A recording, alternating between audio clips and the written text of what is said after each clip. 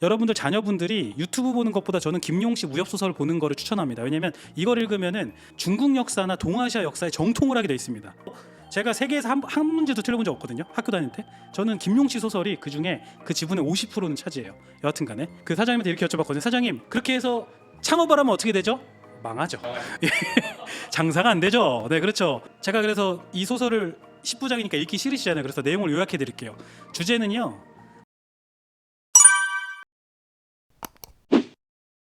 오늘 3.1절이잖아요, 여러분. 아까 3.1절 우리나라 1919년도에 일제강점기 때 우리나라의 독립을 외치고 자유를 외치고 그리고 외세 침입에 대항하는 거잖아요. 사실은 외세 침입에 대항하고 자주나 이런 걸 외치는 건요, 한국만 있었던 건 아니고요, 현대에만 있었던 일은 아니에요. 그렇죠. 뭐 예를 들어 아일랜드나 이런 데 가면 아일랜드는 무려 400년에서 800, 거의 길게 보면 800년, 400년을 영국의 독립운동을 했잖아요. 그런 역사도 있고요. 그리고 뭐 한때 강대했던 나라지만 어떨 때는 갑자기 국력이 쇠하면은 뭐 이민족의 침략에 시달릴 수 있으니까요. 대표적인 게 중국도 사실은 지금은 뭐 자기들이 G2다 어쩌다라고 하는데, 옛날에 보면은 우리나라로 치면 고려 시대쯤 되겠죠. 그 송나라라는 나라가 있었는데, 송나라는요 문치주의를 표방하다 보니까는 되게 그 전투력이 약했거든요. 국방력이 약해서 이민족한테 시달렸습니다. 근데 경제력은 좋아가지고 막 이렇게 오히려 자기들이 이민족한테 막 이렇게 조공을 바쳐서 평화를 산 나라인데, 제가 굉장히 좋아하는 그 무협지 중에 견자단 형님이라고 있어요. 견자단 형님, 여러분 아십니까? 견자단 형님. 개인적으로 이연걸 형님보다 저는 견자단 형님을 더 좋아해요. 왜냐면 나이가 들어도 이 형님은 계속 꾸준히 하시더라고요, 액션을. 제가 되게 재밌었던 것 중에 그 이연걸의 정무문이 있고 견자단의 정무문이 있거든요. 옛날에 그 우리 브루스리 이소룡이 주연했던 원작 그 정무문을 리메이크를 했는데, 개인적으로 견자단의 정무문을 저는 더 재밌게 봤어요. 왜냐면요, 당시 상해 외국 군대들이 차지한 그 조차지에 이제 중국 사람들은 못 들어오게 했었던 그런 배경에서 정무문 영화가 그 드라마가 시작이 되는데, 견자단 씨가 주연했던 거에 이런 장면이 있어요. 어떤 술집인데, 호프집 같은 술집인데, 거기에 팻말로 뭐라고 써있냐면 개와 중국인은 출입 금지라고 써 있어서, 그 이소룡 역할을 했던 그 견자단 씨가 분노를 해서 그 현판을 발차기로 부시거든요. 그게 왜 재밌었냐면은 견자단이잖아요. 그래서 이분은 중국인인데다가 견자단이니까 개와 중국인이 다 포함이 돼서 그렇게 분노를 했다. 예, 안 웃기네요. 하여튼 그래서 어쨌든 저는 견자단 형님 걸 재밌게 봤는데, 사실 올해 1월에 이 천룡팔부라는 영화를 이 견자단 형님이 주연한 그 영화가, 무협 영화가 개봉을 했었거든요. 지금은 뭐 유튜브나 여러 OTT로 보실 수가 있는데, 이게 천룡팔부가 그 김용이라는 소설가가 쓴 무협지를 원작으로 한 거예요. 그게 배경이 어디냐면 북송, 송나라 초기에 송나라와 거란족이 세운 요나라가 갈등을 겪던 시기가 배경입니다. 거지 패거리죠. 그 개방이라고 큰 이제 거지들이 천하에 있는 모든 거지들이 모여 수십만 명이 모인 개방이라는 거에 들어가서 우두머리가 방주인데, 거기 방주가 교봉이었거든요. 이 견자단 씨가 교봉 역할을 했는데 음모에 휩싸여서 살인 누명을 쓰고 개방에서 쫓겨나다시피 하면서 스스로 떠납니다. 그러면서 시작되는 정통 무협 액션이 이 천룡팔부 교봉전인데요. 사실은 이 천룡팔부 교봉전은 그 중에 일부만 다룬 거고요. 천룡팔부는 대하 역사 무협 소설이에요. 제가 이거를 초등학교 6학년 국민학교 나이가 나오네. 초등학교 6학년 때 제가 처음 봤는데 10부작짜리 소설이에요, 천룡팔부가. 그리고 저는 심지어 아시죠? 그때는 우리나라도 부끄러운 역사가 있습니다. 해적판으로 봤어요. 해적판으로는 대륙의 별이라는 그 제목의 무협지로 나왔었는데, 저는 대륙의 별로 봤거든요, 처음에 무협지를. 재밌게 봤어요. 근데 이게 정말 이 당시에 그 북송 시대 때 역사를 배경으로 해서 송나라와 요나라와의 사이, 뭐 그 당시에 뭐 천하 정세를 잘 다루고 있는 소설입니다. 그런데 이거를 아까 쓰신 분이 김용이라는 분이라고 하셨잖아요. 이분이 무협지로는 하여튼 세계 제일이에요. 그 고금, 동서고금의 제일일 거예요. 이분 2018년도에 돌아가셨어요. 참 슬펐습니다, 제 애독자로서. 그런데요, 이분이 쓴 소설은 다 저렇게 역사를 배경으로 해서 여러분들 자녀분들이 유튜브 보는 것보다 저는 김용시 무협소설을 보는 거를 추천합니다. 왜냐면 이걸 읽으면은 중국 역사나 동아시아 역사에 정통을 하게 돼 있습니다. 저 진짜 추천합니다. 저 이거 제가 세계에서 한 문제도 틀려본 적 없거든요, 학교 다닐 때. 저는 김용시 소설이 그중에 그 지분의 50%는 차지해요. 여하튼 간에 이 김용시인데, 이분이 원래 명문가 후손이에요. 막 대대로 과거 시험에 급제라는 가문의 후손이라 이분도 어릴 때부터 공부를 되게 잘했어요. 똑똑했겠죠. 그런데 이제 공산당 혁명이, 나이를 보시면 아시겠지만 24년도니까 이미 한 10대 중후반이 되면 마오쩌둥이 한 공산혁명이 성공을 해 나가요. 본토는 공산당이 차지하니까 똑똑했잖아요. 그래도 내가 출세를 해보겠어라고 해서 베이징에 가가지고 지금으로 따지면 뭐 외무부 같은데 시험을 봐서 통과를 하는데 가봤더니 도저히 안 맞는 거예요. 도저히 안 맞아요, 공산당하고. 그래서 거기다가 공산당이 나중에 이 김용 작가의 아버님을 처형을 합니다. 처형을 해요. 뭐 잔인하죠. 그러니까 이 김용 씨가 도저히 내가 이놈의 땅에서 못 살겠다 싶어서 홍콩으로 망명을 해요. 도망을 갑니다. 근데 이 망명을 했다는 게 여러분은 뭐 거기에 무슨 금은보화가 있는 게 아니잖아요. 이분이 정말 고생을 해요. 막 그렇잖아요. 공부 잘 뭐 쉽게 비유를 해보겠습니다. 뭐 학벌주의 같지만 우리나라에서 서울대 뭐 법대를 졸업한 친구가 있어요. 손에 그 물 하나 안 묻혔어. 집도 잘 살아서 강남 8학군에서 태어나서 서울대를 갔어요. 근데 우리나라가 뒤집어진 거예요. 막 북한이 쳐들어왔어요. 왔더니 여기선 도저히 못 살겠다 싶어가지고 저기 뭐 어디로 갔다고 할까요? 저기 미국으로 갔어요. 그냥 비행기표 한 장 들고 갔어. 어떻게 갔어. 갔는데 이 사람이 뭐 거기서 공부를 잘했든 좋은 집 자식이었든 무슨 소용이 있습니까? 돈 한 푼 없이 왔는데 접시 닦기 하는 거죠. 똑같아요. 이분도 홍콩 가서 접시 닦기하고 노가다 하고 막 난리가 난 거예요. 근데 맨날 펜대만 잡던 사람이니까 너무 고생을 했을 거 아니에요. 근데 저도 알거든요. 저도 그 외국에 살아봐서 자기가 배운 게 도둑질이라고 그러다 보니까 막 기웃대요. 뭐 서점도 기웃대고 뭐 좀 공부 그 먹물개나 든 사람들 있는 데 기웃대다가 양우생이라는 사람을 만나요. 이 사람도 이제 무협지 작가로 되게 유명한 사람인데 이 양우생이라는 사람이 투잡을 하고 있었어요. 신문 기자도 하고 있었는데 얘기를 해보니까 이 김용이라는 사람이 이 사람 김용이라는 분의 본명은 사량용인데 이 사량용이라는 청년이 너무 똑똑한 거예요. 어마어마한 거예요. 신문 기자인 자기보다 더 똑똑한 거예요. 그러니까 야 그러지 말고 내가 우리 사장한테 얘기를 해줄게 한번 기자 한번 해볼래? 이렇게 된 거예요. 이게 은인이죠. 그래서 기자를 했더니 글을 너무너무나 잘 쓰는 거예요.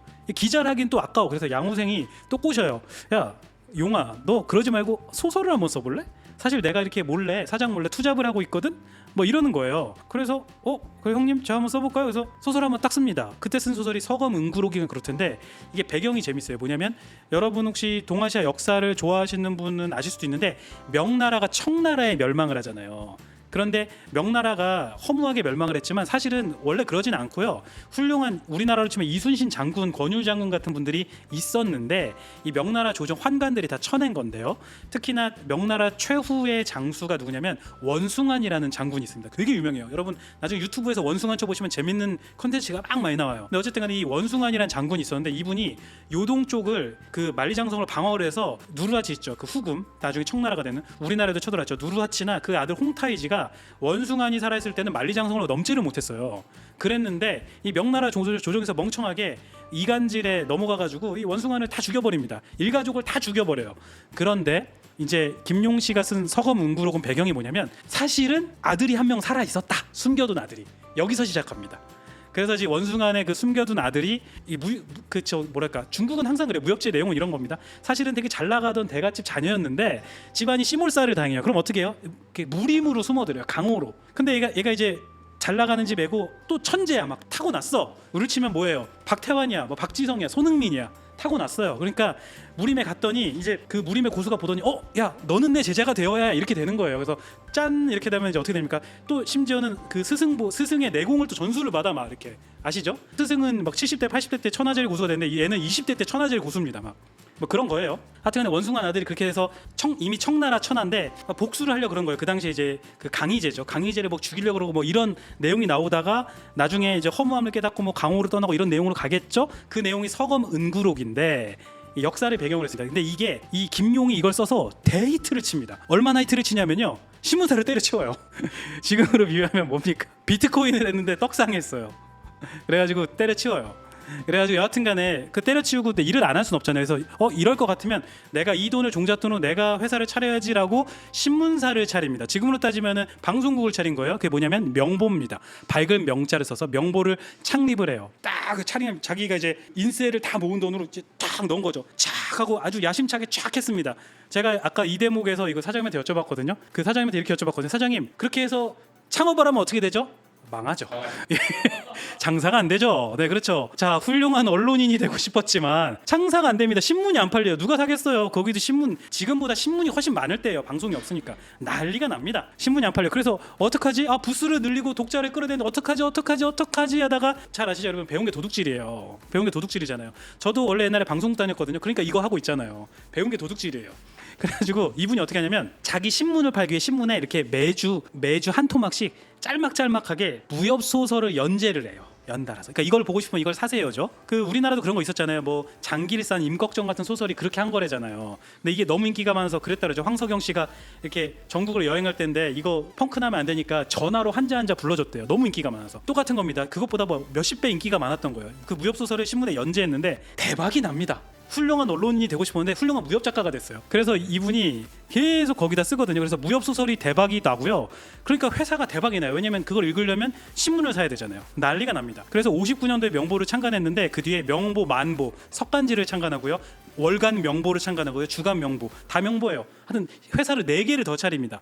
그렇게 해가지고 91년도에 이게 주식회사가 전환이 되고요. 지금도 명보기업 유한공사라는 이름으로 홍콩 증시에 상장이 됐고 이분은 재벌이 됩니다. 그 뭐 루퍼드 머도 가시네요. 하여튼 그 언론 재벌이 돼요. 이 사람 어마어마한 부자가 돼요. 그러면 이제 재벌했으면 소설을 더 쓸 것 같잖아요. 아닙니다. 이분이 30년 가까이 소설을 쓰다가 이제 회사가 잘 되는 것 같으니까 나 이제 그만 쓸래하고 절필 선언을 합니다.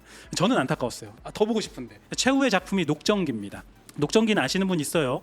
위소보라는 가짜 환관이 나와서 당시에 이제 청나라 전성기 그 강희제 뭐 그런 사람하고 친구가 돼서 이런저런 모험을 벌이고 사실 거기 보면은 현대 막장 드라마 요소도 많은데 여하튼 재밌습니다.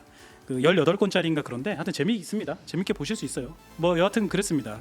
그런 건데요. 뭔 얘기가 여기까지 했지? 천룡팔부. 원작인 천룡팔부는 아까 그 교봉전은 영화고요. 원작인 천룡팔부는요 10권 10부작에 달하는 대작입니다. 주제는 천룡팔부의 뜻이 뭐냐면 그 불법을 지키는 이제 그 부처의 법을 지키는 8신장에서 착안한 거예요. 그래서 뭐 그런 걸 비유하는 내용이 나온다는데 저는 그런 건 모르겠고 정말 재밌습니다. 멋진 액션 묘사가 장난이 아닙니다. 거기서 막 김용 무협제 보면은 잘 싸우는 고수들이 많이 나오는데 이 특히나 천룡팔부 보면 화려해요. 아주 그냥. 저 일독을 권합니다. 명작이에요. 자, 당시에 송나라가 이런 배경이에요. 송나라가 이렇게 중원을 차지하고 있는데요. 북쪽에 거란족이 세운 요나라가 여기 잘 보면은 만리장성 안까지 살짝 들어와 있어요. 연운 16주라는 데를 차지하고 있었고요. 그거를 탈환하기 위해서 송나라랑 서로 신경전을 벌이고 있었고, 하지만 송나라는 군사력이 딸리니까 조공을 바치면서 나라를 버텨가고 있었고요.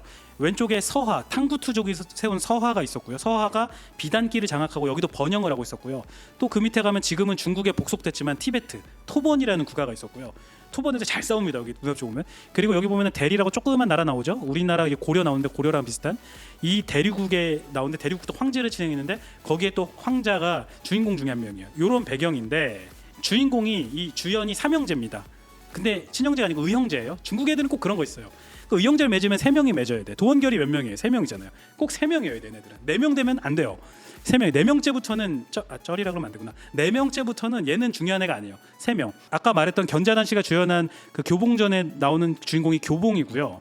이 사람이 출생의 비밀이 있어요. 출생의 비밀. 여러분, 출생의 비밀이 우리나라 막장 드라마가 만든 게 아니에요. 이게 김용님이 100년 전에 만들었어요. 벌써. 출생의 비밀이 있습니다. 이분이. 그래가지고 사실 개방에서 쫓겨나요. 그러니까 뭐냐면 이 사람이 개방이라는 곳에서 이제 천하제일 고수가 되는데 송나라는 한족이잖아요. 근데 이 사람 알고 보니까 거란족 출신이었던 거예요. 자기는 몰랐거든요.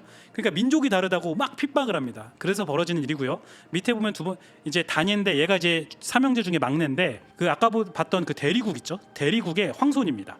황태자예요. 나중에 황제 되거든요. 있는데 얘는 굉장히 잘생겼어요. 이거 보면 배우가 잘생겼죠. 이 배우가 누구냐면 7, 80년대생들은 다 알아요. 임지령이라는 배우입니다. 임지령 알죠? 옛날에 사소천왕 중에 한 명 임지령이 군복무를 마치고 처음 맡은 게 이 역할이에요. 왜냐면 대만 사람이거든요. 대만 사람도 우리나라처럼 군대를 갑니다. 3년 갈 거예요.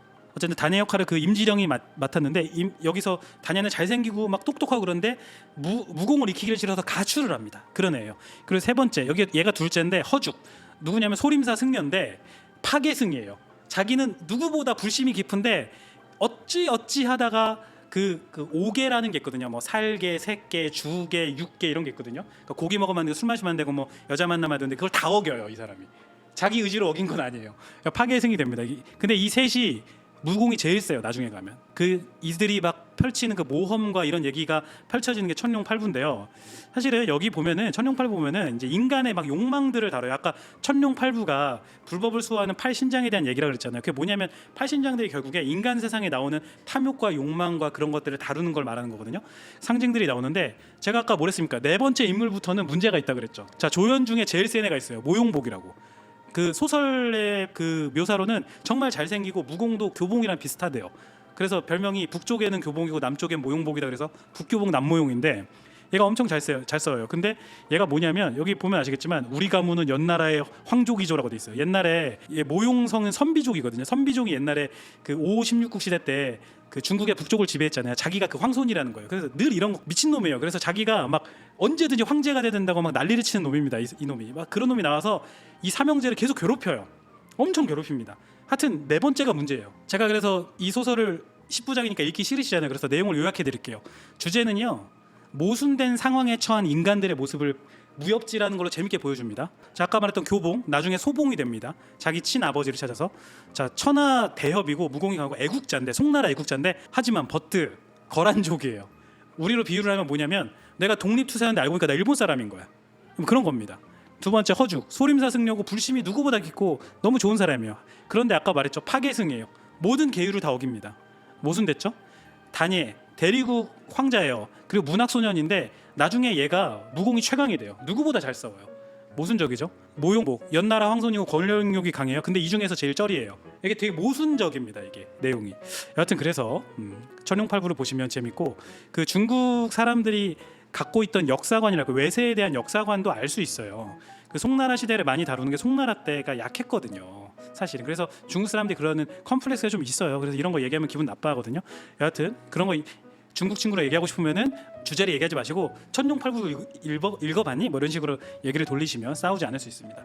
자, 뭐 김용 작품은요 되게 많아요. 15개, 16개 정도가 있는데 아까 말했던 서검 은그록부터 시작해서 이렇게 쭉 있거든요.